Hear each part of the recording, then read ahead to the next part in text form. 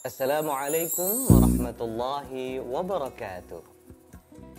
Bismillah walhamdulillah wassalatu wassalamu ala rasulillah. Sahabat Nusantara Mengaji yang dirahmati Allah, bertemu kembali kita dalam acara Obral-Obrol, obral-obrolan seputar Al-Quran.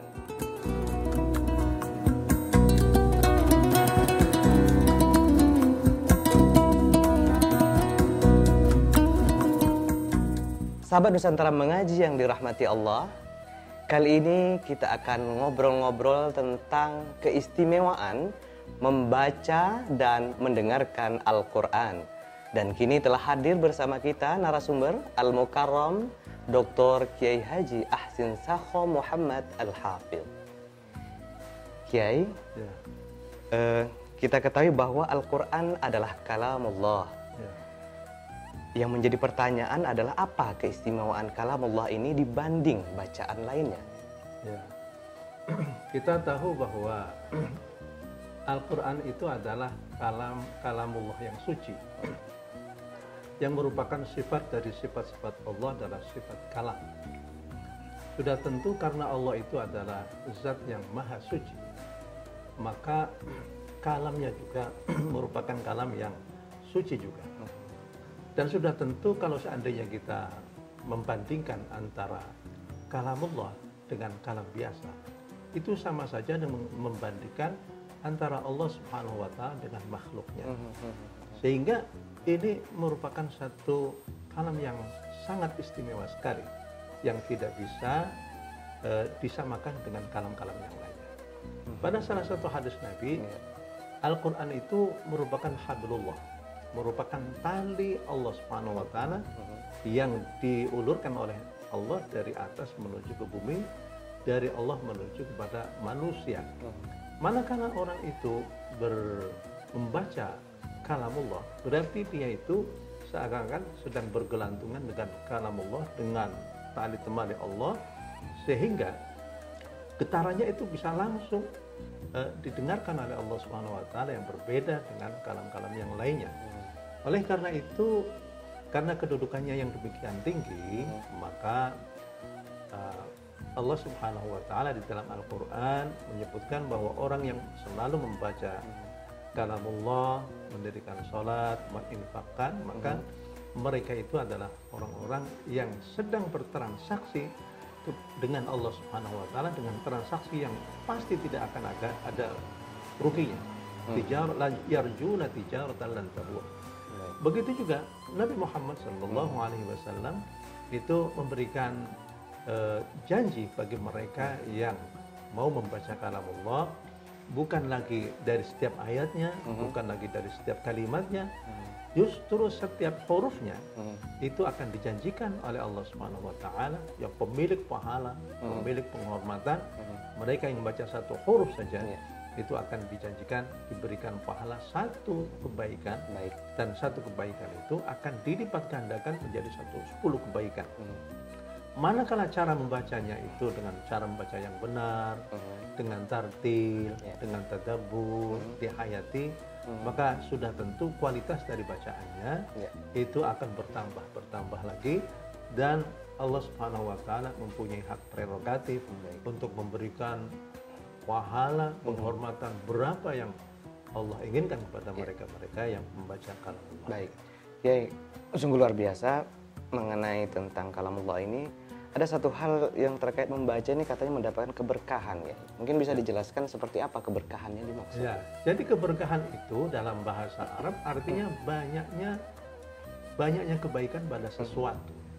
Banyaknya kebaikan pada sesuatu, al-barakah. Al-birkah itu air yang menggenang, ya. Mabrakul ibil artinya tempat di mana onta itu menderum di situ, artinya menetap di situ. Sehingga bisa kita katakan bahwa keberkahan itu adalah banyaknya kebaikan pada sesuatu dan menetapnya kebaikan itu pada sesuatu itu. Manakala keberkahan itu berkaitan dengan tempat seperti Masjidil Haram, Masjidil Aqsa, maka kebaikan itu akan terus mengalir. Manakala keberkahan Masjidil Haram, Masjidil Madinah, Masjidil Aqsa, banyak sekali tempat-tempat suci, ya. Iya, tempat-tempat suci itu. Manakala keberkahan itu hingga pada diri seseorang, maka diri seseorang itu akan diterima oleh masyarakatnya. Manakala keberkahan itu hinggap pada umur seseorang, maka umurnya tidak begitu panjang, tapi hasilnya luar biasa kepada sebagaimana para ulama pendahulu. Keberkahan pada ilmu pengetahuan, ilmunya itu bisa dimanfaatkan.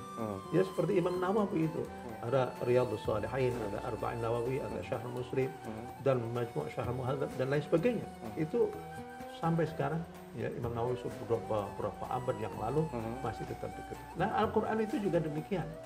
Allah menjelaskan di dalam Al-Qur'an itu tentang keberkahan Al-Qur'an.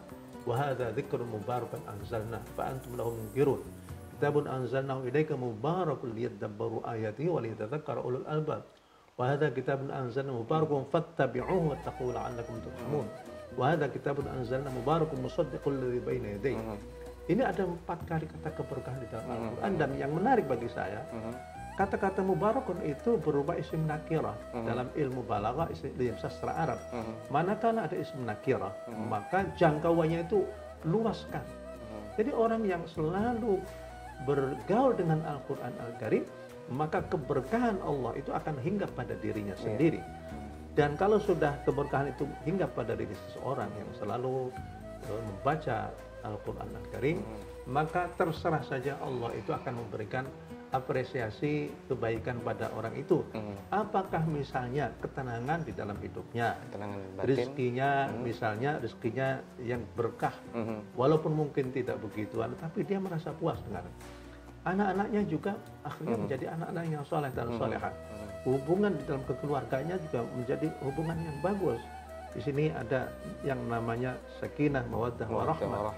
Ketika tingkat penerimaan masyarakat kepada dia itu bagus juga.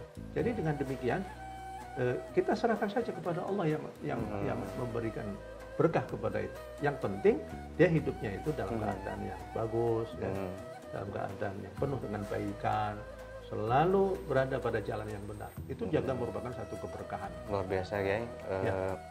Bagi yang membaca ya. Kemudian ada satu pertanyaan lagi ya. Kalau tadi kan yang membaca, sekarang ini bagaimana yang mendengar? Saya pernah membaca suatu ayat yang berbunyi wa idza quri'al Qur'an fastami'u lahu wa ansitu la'allakum turhamun. Bahwa apabila didengarkan bacaan Al-Qur'an, dengarkanlah secara seksama agar kamu mendapatkan rahmat. Nah, ini mohon dijelaskan yang dimaksud rahmat. Yang kedua, nanti mohon dijelaskan juga efek bunyi seperti apa sih? Kalau bunyi, apakah mempunyai pengaruh bunyi bacaan terhadap seseorang yang mendengarkan itu ya? Jadi Mas Firdaus ya, bahwa manakala ada kalamullah sedang dibaca, siapa saja yang membacakannya? Karena quri'a itu kan mabni dan maf'ul, mabni dan majhul. Ya, tidak harus ini, tidak pula, siapa saja yang membaca, baik itu orang dewasa maupun anak kecil. Kemudian dia itu mendengarkan dengan sungguh-sungguh, ya. Fastami'u, ini adalah kesungguhan. Wa ansitu, diam untuk mendengarkan. Betul-betul bukan sekedar mendengar, tapi hatinya, perhatiannya tercurah kepada ayatullah yang sedang dibacakan itu. Nah, kita tahu kalau seandainya ada seorang presiden berpidato di hadapan para menteri-menteri, kalau seandainya menterinya itu mendengarkan begitu, mendengarkan apa yang dikatakan oleh Pak Presiden, sudah tentu Pak Presiden merasa ya senang ya, karena perkataannya itu didengarkan, perkataannya begitu. Tapi bagaimana kalau seandainya pada saat Presiden itu berbicara di hadapan para menteri-menterinya, kemudian kita berbicara sendiri, sudah tentu akan berbeda ya. Begitu juga dengan kalamullah. Kalamullah itu adalah merupakan seakan-akan ya, kalau ada kalamullah dibacakan ya, yakinilah ataupun kira-kirakanlah bahwa Allah itu sedang berbicara pada dirinya. Manakala dia itu orang yang mendengarkan dengan penuh khusyuk, maka sudah tentu ini laksana dia memasang parabola. Parabola dia dipasang, yang membacanya itu siapapun juga.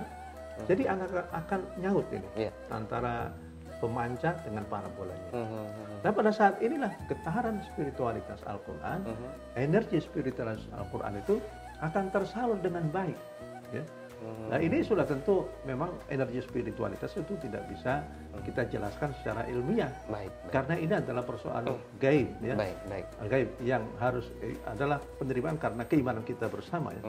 Nah kalau seandainya Allah Subhanahu wa Ta'ala memberikan rahmat kepada kita, la'allakum turhamun, dan itu pasti, bersifat pasti. Manakala sikap kita pada saat mendengarkan Al-Quran itu baik, ya, dengan husnul istima', dengan khusyuk, maka pasti orang itu akan mendapatkan rahmat Allah Subhanahu wa Ta'ala. Kalau rahmat itu berarti apa? Rahmat itu iradatu isalul khairi ilaihi. Ada kehendak untuk menyampaikan kebaikan apapun, kebaikan spiritualitas, kebaikan rezeki, kebaikan apapun juga. Orang kalau sudah mendapatkan rahmat Allah Subhanahu wa Ta'ala, maka jangan dibayangkan bagaimana tingkat rahmat Allah kepada seseorang. Berarti orang itu dikasih. Baik. Kalau orang dikasih, maka sudah tentu dia mendapatkan banyak sekali kebaikan. Baik. Masya Allah, luar biasa ya. Berarti yang baca, yang dengar ini juga luar biasa karena ini adalah kalamullah. Iya. Masya Allah. Baik. Sahabat Nusantara Mengaji yang dirahmati Allah, sungguh luar biasa yang membaca dan mendengarkan Al-Quran. Dan sampai ketemu kembali di episode yang akan datang. Saya akhiri dengan wallahul muwaffiq ila aqwamit thoriq. Wassalamualaikum warahmatullahi wabarakatuh.